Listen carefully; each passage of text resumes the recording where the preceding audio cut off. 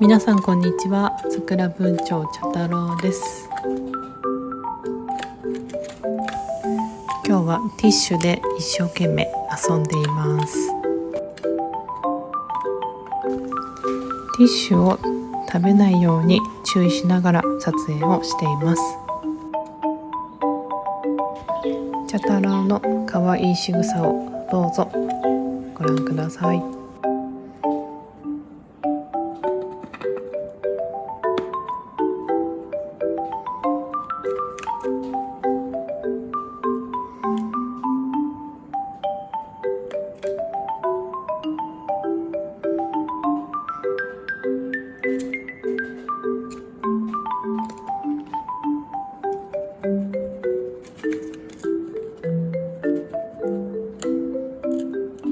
楽しいの？